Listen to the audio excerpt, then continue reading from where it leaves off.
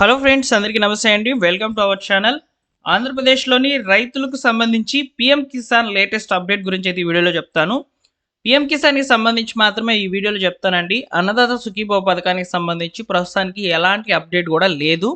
PM కిసాన్‌కి సంబంధించి మాత్రము beneficiary list update అయ్యి ఉంది. అదేవిధంగా ఇక్కడ మన యొక్క స్టేటస్ కూడా అప్డేట్ అయిపోయి ఉన్నాయన్నమాట. సో వాటిని ఎలా చెక్ చేసుకోవాలి? అసలు మీకు ఈ యొక్క పీఎం కిసాన్ 22వ ఇన్‌స్టాల్‌మెంట్ డబ్బులు మీ ఖాతాలకు పడతాయా లేదా?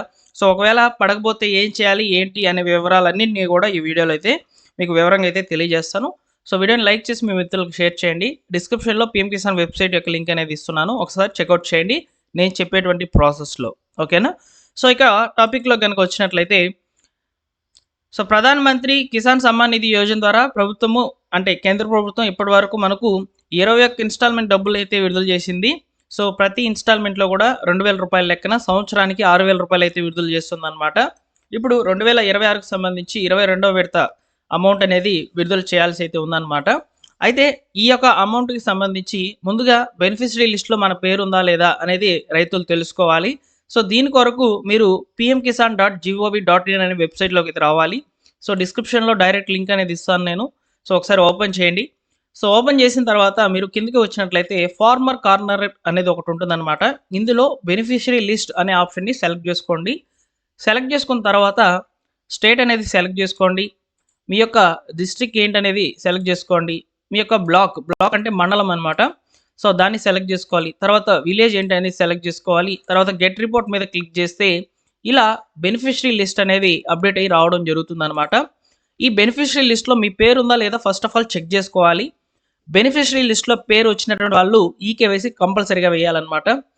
సో అయితే బెనిఫిషరీ లిస్ట్‌లో నేమ్ రాలేదంటే మీకు ఈ యొక్క పీఎం కిసాన్‌కి సంబంధించిన డబ్బులు అనేటివి ఆగిపోయాయనేది అర్థం అనమాట.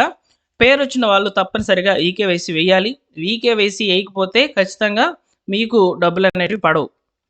సో ఇక్కడ చూడండి, e KYC is mandatory for PM Kisan registered farmers. OTP based e KYC is available on PM Kisan portal or nearest common service centres may be contacted for biometric based e KYC అని చెప్పారనమాట. సో అయితే ఇక్కడ పీఎం కిసాన్ వెబ్సైట్ నుంచి అంతకుముందు OTP based eKYC అనేది ఉండిందనమాట. ఇప్పుడు అది కనిపించడం లేదు, ఆప్షన్ అయితే తీసేస్తున్నారు.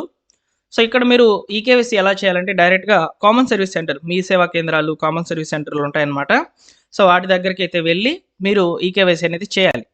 సో ఈకేవైసీ ఎందుకు మ్యాండేటరీ అంటే ఇక్కడ ప్రతి ఇన్స్టాల్మెంట్ డబ్బులు ప్రతి 4 నెలలకు ఒకసారి అయితే విడుదలవుతాయి అన్నమాట.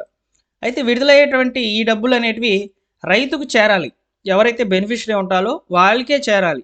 సో అలా చేరకుండా వేరే వాళ్ళు తీసుకుంటూ ఉన్నట్లయితే లేదా మధ్యవర్తులు తీసుకుంటూ ఉన్నట్లయితే సో ప్రభుత్వానికి నష్టం కలుగుతుంది. అందువల్ల ఈకేవైసీ మ్యాండేటరీ పెట్టారనమాట.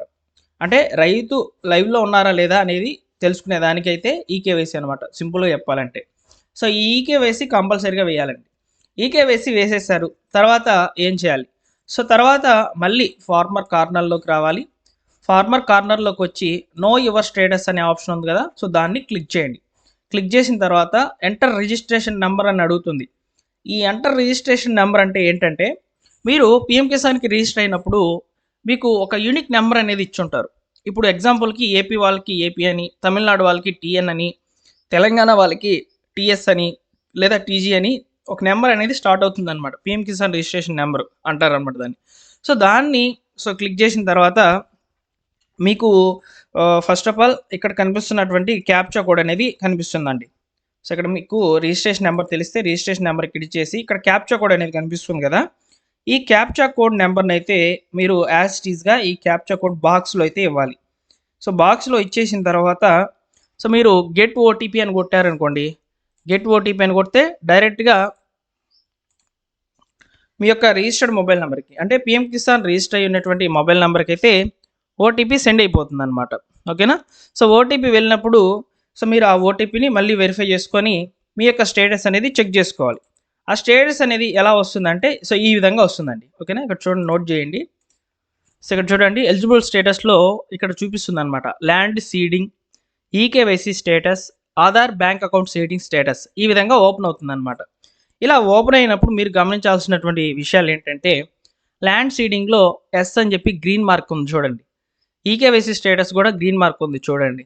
Aadhaar bank account seeding status కూడా గ్రీన్ ఉంది చూడండి. ఈ విధంగా గ్రీన్ టిక్స్ ఉంటేనే మీకు అమౌంట్ అనేది విడుదల కావడం జరుగుతుందన్నమాట. ఓకేనా? సో ఇది నో యువర్ స్టేటస్‌లో అయితే చూపిస్తుంది. ఇప్పుడు మీకు రిజిస్ట్రేషన్ నెంబర్ తెలీదు. సో మీరు మర్చిపోయారనుకోండి. సింపుల్‌గా నో యువర్ రిజిస్ట్రేషన్ నెంబర్ అనే దాని మీద క్లిక్ చేయాలి. క్లిక్ చేసిన తర్వాత search by mobile number, search by Aadhaar number ఇలా 2 ఆప్షన్స్ అనేటివి అడుగుతున్నాయన్నమాట. సో ఇక్కడ మీరు ఏ మొబైల్ నెంబర్ ఇచ్చారో మీకు గుర్తుండకపోయినట్లయితే డైరెక్ట్‌గా ఆధార్ నెంబర్‌తో చెక్ చేయండి.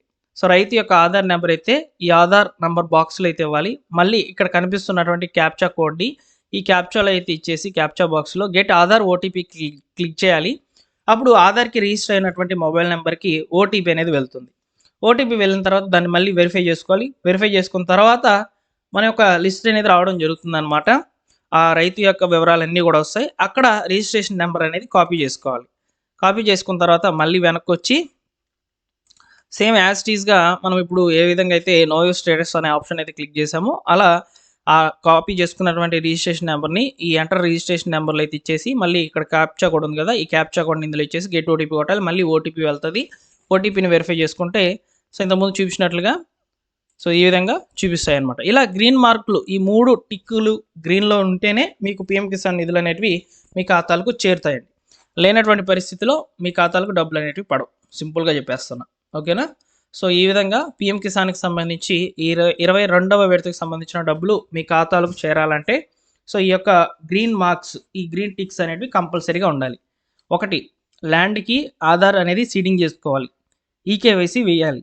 తర్వాత బ్యాంక్ అకౌంట్‌కి ఆధార్ లింక్ చేసుకొని ఉండాలి. ఎన్‌పీసీ అనేది యాక్టివ్‌లో పెట్టుకోవాలి. ఈ 4 ఖచ్చితంగా ఉంటేనే మీ ఖాతాలకు ఈ డబ్బులు అనేవి చేరుతాయి. ఓకేనా ఫ్రెండ్స్?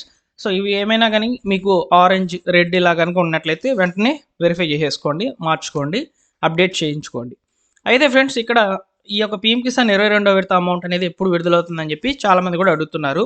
సో మార్చ్‌లోనే విడుదలవుతుందండి. పర్టికులర్‌గా డేట్ అనేది మెన్షన్ చేయలేదన్నమాట. ఏ తేదీన విడుదల చేస్తారు ఏంటి అనేది. సో ఈ మార్చి నెలలోనే విడుదలైతే కాబోతుందండి. ఈ పీఎం కిసాన్ డబ్బులు ఎప్పుడైతే విడుదలవుతాయో అదే రోజున అన్నదాత సుఖీభవ పథకానికి సంబంధించి ఆంధ్రప్రదేశ్‌లోని రైతులకు 3వ విడత పేమెంట్ అనేది రావడం జరుగుతుందన్నమాట. అలానే 2019 తర్వాత రిజిస్టర్ అయినటువంటి పీఎం కిసాన్ రిజిస్ట్రేషన్ ఖాతాలకు సంబంధించి ఈ యొక్క అమౌంట్ అనేది నిలుపుదల చేస్తున్నారు. అందులో చాలామంది కూడా బెనిఫిషరీస్ కాకుండా సో వేరేగా తప్పుగా రికార్డ్స్ అనేటివి ఇచ్చి ఈ యొక్క అమౌంట్ అనేది తీసుకుంటున్నారని ఈ యొక్క కంప్లైంట్స్ అనేటివి ఎక్కువగా రావడం వల్ల 2019 తర్వాత రిజిస్టర్ అయినటువంటి ఈ యొక్క పీఎం కిసాన్ లబ్ధిదారుల యొక్క అమౌంట్ అనేది హోల్డ్ చేసేశారు. వాళ్ళకైతే రిలీజ్ చేయడం లేదు. అంతకుముందు తీసుకుంటూ ఉన్నటువంటి వాళ్ళకి సంబంధించి మాత్రం వస్తున్నాయన్నమాట. ఇది కూడా మీకు కొత్తగా అయితే అప్డేట్ చేస్తున్నారు. గత ఇన్స్టాల్మెంట్లో కూడా చూసామన్నమాట. 2019 తర్వాత రిజిస్టర్ అయినటువంటి వాళ్ళకి ఆగిపోయాయి. ఓకేనా? వెరిఫై చేసిన వాళ్ళకి మాత్రం వస్తున్నాయి. వెరిఫై చేయనటువంటి వాళ్ళకి హోల్డ్ చేసేశారు. అన్నదాత సుఖీభవ పథకానికి సంబంధించి కూడా 4,000 రూపాయలు అయితే వస్తాయి 3వ విడతకు సంబంధించి. సో ఈ విధంగా అప్డేట్స్ అయితే ఉన్నాయి. పీఎం కిసాన్‌కి సంబంధించి ఫస్ట్ ఆఫ్ ఆల్ ఈ స్టేటస్ అనేది చెక్ చేసుకోండి. మీ ఖాతాలకు డబ్బులు చేరే అవకాశాన్ని ముందుగానే తెలుసుకోండి. Thank you for watching.